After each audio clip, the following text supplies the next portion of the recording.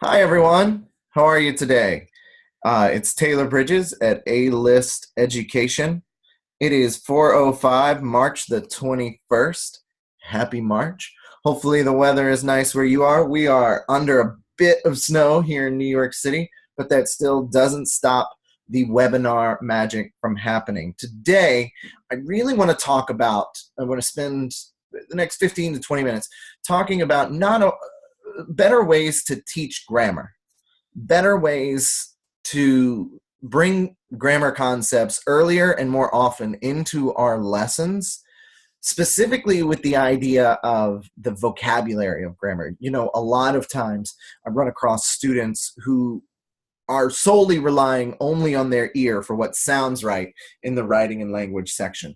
Today, we're going to be focusing mainly on the conventions of usage in the writing and language section, not so much the expression of ideas or knowledge of language, but really focusing on these things that they know, but they don't know that they know, if that makes any sense whatsoever. So let's start at the beginning, because as Maria von Trapp said, it is a very good place to start. The vocabulary of grammar. What are we doing here, Taylor? I'm super glad you asked, PowerPoint Taylor. Talking about the way to help the students in the writing section of the SAT. We've got four sections. Two of those are math. One is no calculator, one is calculator. The reading is hard. Math is gross. Writing, huh? What? Yeah, exactly. A lot of schools have stopped teaching grammar past certain grades. Okay, English class becomes more about literature and reading comprehension, English class, and grammar is usually taught tangentially to composition and in preparation for state exams and standardized tests. When I was in high school in Northeast Alabama, we used to diagram sentences like this. No longer, gone are the days of diagramming sentences like this and like this and definitely like this. These word trees, sentence diagrams, these have all fallen by the wayside to teach more comprehension-oriented topics. Now, what does that mean for us? That means that a quarter of the test is really foreign and scary for students, and they are winging it. All right? Winging it, not the greatest thing to do on these standardized tests. We know that. In fact, a lot of what we have been talking about in our webinars together is how to better prepare for things, right? So winging it, that's not really ideal. If I walk up to a student and I say, what is a noun? Most likely they're just going to say person, place, or thing. However, if I give them a paragraph and ask them to circle all the nouns, it's going to take them a long time. Because again, that person, place, or thing response, that has no connection on a conceptual level. That is what they have learned to regurgitate back, right? That they're parroting to you. That was told to them. Now they're telling that to you. Most English is a first language. We learn our first language by rote, right? R-O-T-E. We learn it by rote, meaning we are picking it up from our parents, from school, from everywhere else. We're not learning the rules alongside learning the language, okay? So we've got nouns. Nouns include person, place, or thing. Sure, they're abstract nouns, right? Odor, justice, love, manslaughter, emancipation. They can be the subject or the object of the verb, as well as the object of a preposition. The dog ate a donut with sprinkles. Dog is the subject of the verb ate. Donut is the object of the verb ate, and sprinkles is the object of the preposition with. So that means that's from our book. That's from our book. That's a lot of information, right? Stapler, horseshoe, broccoli, foot, fire. All right. What happens if a student doesn't know what a preposition is? Well, we send them to the internet. A word governing and usually preceding a noun or pronoun and expressing the relation to another word or element in the clause, as in the man on the platform. She arrived after dinner, and what did you do it for? Yeah, it's a little too. It's again, we a lot of times talk about these tests keeping students at arm's length, finding ways to keep students at arm's length, and said, this is not for you. This is obviously not for you. You're not going to know this, and I hope you're really scared, because the SAT A lot of the poor scores that we deal with and a lot of students underachieving have to do more with anxiety rather than actually not knowing everything. But not knowing one thing makes them anxious, which therefore keeps them anxious. And it's a pretty scary cycle. Okay, so maybe start with something a little bit more basic. Let's start with a noun, right? Person, place, or thing. Yet I sense a big hairy, but many of the students would have difficulty, all of the nouns in this sentence, okay? That's because these students have only learned phrases to attach to concepts rather than the concepts themselves. Everything they know is by rote, and that's a problem because this test is designed to mess with the students who only learn these concepts by rote.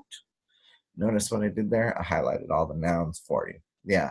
What good is knowing the rules when you don't know what the words mean? That makes you a parrot.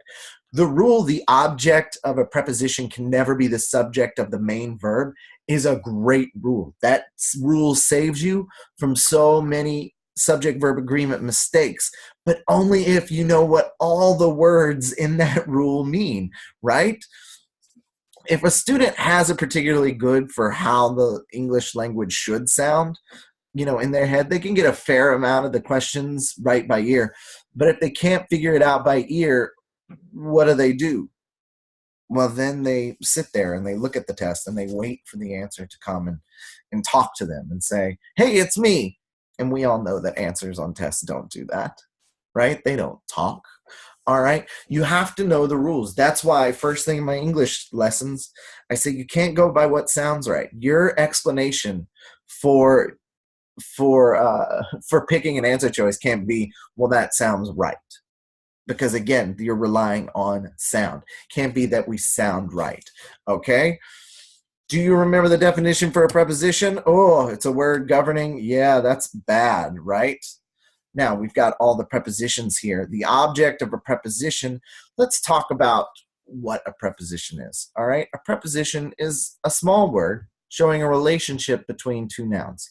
Mrs. Hall from 7th grade, thank you, Mrs. Hall, Albertville Middle School, she said, it's anything that having to do with a mountain. I walk to the mountain. I am coming from the mountain. I've heard many students talk about a box. I step in the box. I step out of the box, right? Can your students correctly identify all the nouns and prepositions in any sentence you give them? What about verbs? Do they know any of this? We don't need to know modal auxiliary verbs. We don't need to know irrealis moods and realis moods. We don't need to know any of that, but we do need very, very basic names and concepts for these things. Here's the premise. Students don't have a taxonomic and conceptual understanding of the English language. Not conceptual because they learned it by rote. Problem. We don't have the time to teach them everything they needed to know. Remember, schools aren't teaching as much grammar as they used to, right? So I don't have the time to go back and make up for 5 years grammars they don't know. In fact, you're supposed to be done with this lesson according to our lesson plan in like 20 minutes. I know, I helped make the lesson plan. Right? We have to find ways to constantly reinforce and build upon concepts laid down on day one. Teach the definitions for these terms and then actively engage every student over and over and over with easy questions to give them building blocks to therefore take it to the next level conceptually. All right? We can't just teach verbs and then not ask about verbs anymore or nouns. You have to call on somebody. Let's talk about all the nouns in this sentence. I want the Patriots to win the Super Bowl, but I don't think they will because Tom Brady might be getting a little older than a quarterback should be. This is a shout out to one of our old teachers, Adam Barish. You knew I'd come for you with this one, right?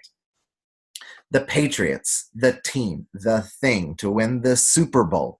Proper noun. All right, that's a great place to start. Which words are capitalized? Hey, look at those. Maybe those are nouns. Okay, then a quarterback should be. Make sure you keep engaging him on on all of the definitions that we've taught them. Keep a running list. Add to that list. Make them write that list down. Explain that list. Here are some things that are needed. Nouns, pronouns. What a pronoun is. John O., one of our teachers, lays several objects down on the desk and says, give me it. Give me it. Come on. Come on. Give me it. No, I'm serious. Give me it. And he'll do that until finally somebody will say, what? And he's like, exactly. It is a pronoun. Pronouns take the place of nouns. I tell students to tell me about their day, and then I count up all the pronouns that they use. Oh, I got up, I brushed my teeth, I went to my school, and then I say, now do that without any of the pronouns, meaning you can't say I, you can't say my or mine. You can't do any of that. Then they have to start speaking of themselves in the third person. Once we attach that information to something that they know, like Taylor brushed Taylor's teeth, oh, then they start to see what a pronoun does. Then they start to make all those connections. We can't just say a pronoun takes the place of a noun and then move on. Nor can we explain what a pronoun is on the second day of grammar lessons and then not talk about pronouns again, right? Prepositions and the objects. They need to know the parts of a prepositional phrase. We need to know adjectives. We need to know adverbs. What is an adverb? An adverb describes verbs, adjectives, or other adverbs. Thank you, Mrs. Hall. And conjunctions. If they don't know Schoolhouse Rock, hey, now is a great time to introduce a lot of young people to the wonder that is Schoolhouse Rock on YouTube. Here's some things we don't need. Predicate nominative, aerialis and realis moves, modal auxiliary verbs. I know that would is a modal auxiliary verb. I just don't need to know that for this test. Transitive versus intransitive. I don't need the recipe for a souffle. I don't know. Did I spell that right? I think I spelled that right. All right. We have to find ways, small ways in our lessons to make sure everybody has good footing, all right, on these basic concepts. If they can find the verb and the subjects of those verbs, that's a great place to start. Subject-verb pairs. Not only are we testing subject-verb agreement, but we're also talking about the building blocks of an independent clause versus a dependent clause, right? And if we know that, then we know what sentences are and what sentences need to be fixed, if it's a sentence at all, and how to fix it. Not only that, our rules for commas. Can't put only one comma between a subject and a verb. Well, if they can't find the subject and can't find the verb, now these little definitions, being able to, this one skill of matching subject-verb pairs now takes them all the way through the conventions of usage chapter. All right, it helps them at every single step. So these definitions are actually very, very, very, very important. They are the building blocks for a lot of what we're going to do. True, there may be only 2 or 3 subject-verb agreement questions, but again, the subject-verb pair, that's possibly going to help us some 40% of the questions, possibly, in the test, all right? When we start super small, we start with verbs. Can you identify all the actions? Not just the running, punching, kicking, but also the forms of the verb to be. Can we start there? Now find the subject, the act, what's performing the action of that verb.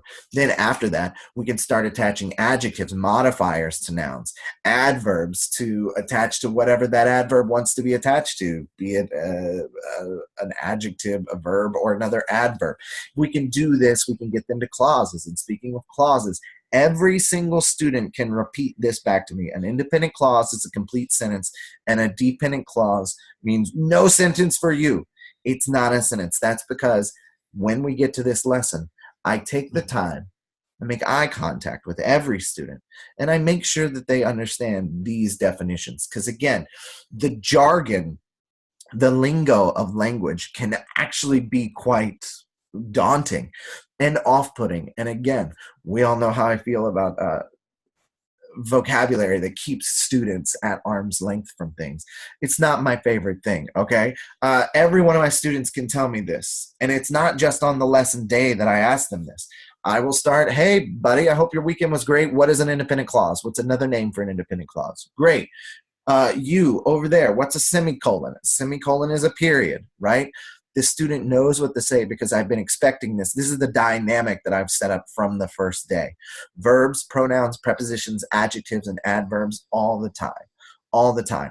Another thing I do is I ask them all their favorite Disney movie or their favorite song. And we write lyrics. Be careful with the song lyrics. Make sure it's a song you know. Only pick the song that you know, and don't write the naughty lyrics, right? All right. Even during the clause lesson, I still have time to badger whatever student, about what the parts of speech are in the sentence, and then reinforce the topic that's been discussed, that we've been talking about since day one. I'll even do it in the math lesson. All right, what's the verb in this math question? Because since they learn this by rote, we need to catch them up on the jargon that we need to use to explain all of these concepts. You can make it a game. What are some verbs you might see on the test, right?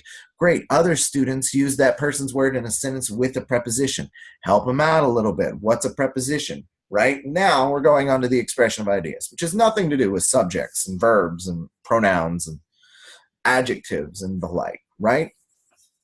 I usually start building sentences with class early. That's why I talked about the song lyrics or their favorite movie, a line from their favorite movie, or a sentence about their favorite movie. Build a small sentence from that, right? If we're talking about the Lion King, Simba is cute. Great. What's the verb? Is. What's the subject? What is cute? It's Simba. Great. Simba's our subject, right? Now build two sentences. Now build a paragraph and ask them to find all the nouns and then all the verbs and then the prepositions. Keep it relatively simple and never get too technical with your language. Subordinate clause, we really don't talk about, or the Irialis mood, all right? We know it's on the test. We know what a subordinate clause is, but we don't have to know that definition to get these questions right on the test, okay? Tools to have, lots of original sentences. This is where the prep comes in. Also where the improvisation comes in, okay? Make it a theme. Little Mermaid, or I did a Friday Night Lights theme, right? Clear eyes, full hearts, can't lose, right? Notice that the nouns are in red. I even took that phrase and did that, right? There are lots of places where you can steal an extra 15 seconds of reinforcement of these concepts, okay? Anticipating when the class is maybe fading out a little bit and when you need to step it up, you'll be able to engage a lot of different students very, very easily. Adverbs describe, verbs, adjectives, and other adverbs. Adverbs describe, verbs, adjectives, and other adverbs. It's a little rhythm thing that Mrs. Hall taught me. Fanboys, that's a great mnemonic for conjunctions, right? Prepositions, talking about the mountain or the box, okay? Look at the answer choices. The answer choices are going to tell you on the writing test what type of question this is, okay? Now, here are some few sentences that I throw up on the board. And I also do it too, and I'll tell you about the concepts that I add to them. Taylor is ugly. I use this one all the time. This sentence happens all the time. The reason I talk about this is it's an easy verb, right? It's an easy subject. Taylor is ugly. Great. Then when I'm talking about, you can never have only one comma between a subject and the verb. I'll put it and I'll say Taylor, comma, is ugly. And they'll say no. And I'll say, here's how you can make this work with commas in between it. Taylor, comma, who wears glasses and is short, comma. Notice we have two commas. You can have 0 or 2 commas in between a subject and a verb. All right. He has a stick. For verb tense, he had a stick. He will have a stick, right? Sacramento, this is one given to us by John O, talking about dependent clauses versus independent clauses. Clauses have a subject and a verb, right? Sacramento, comma, which is the capital of California, but only its 7th largest city. If you can add comma sucks at the end of it, then you, sir, have a fragment. All right, which is the capital? That's the relative pronoun starting the relative clause, right? Wanting to do well on your test, comma, Taylor gave you a crap load of homework. All right, crap load is a funny noun, right? But also wanting to do well on your test talks about modifiers. Wanting you to do well on your test. Who was wanting you? That's right, it was me. That's what has to go directly after the comma. Okay, wrapping this up, ultimately, we'd love all the students to be able to recognize clauses, or even clusters of words, and be able to group them together. Start by really hammering home these subject-verb pairings, even in the pronouns lesson. All of this is going to build a solid foundation that we're going to be able to take to the next level. And developing this routine, developing this pattern, maybe they can reverse engineer a conceptual understanding just by reciting these very simple rules, very simple concepts, and then, by rote, we can reverse engineer the conceptual understanding. Forcing students to build the sentences on their own is always the best way, right? Always have new sentences ready to go or themes that you can build sentences off of, okay? This sentence has a clause that starts with who. Why is that important? It's a relative pronoun. Relative pronouns start relative clauses. Relative clauses are dependent clauses. Dependent clauses, this means this is not a verb, or sorry, not a complete sentence, right? We've got the rules, the best rules. You wouldn't even know the object of the preposition can never be the subject of the main verb. If you know what all those words mean, you fly through some of those subject-verb agreement questions. You can have 0 or 2 commas between a subject and a verb, never only one. That's why I have my Taylor is ugly sentence. And one way to fix a run-on is by connecting the two independent clauses with a comma conjunction. Gotta know what the conjunction is. Fanboys. All right. What good are any of these if the students don't understand the words that are making up the rule? All right. So the ultimate takeaway from this webinar is find time to hammer home some really basic concepts, all right? Build it around something that they know, and then have them create. Have them take that next step, see if we can get into the conceptual understanding, okay? Thank you guys so much for attending, watching. I really appreciate it. If you have any questions, you can contact us at portal@alisteducation.com. I'm Taylor. It's been great to see y'all today. Have a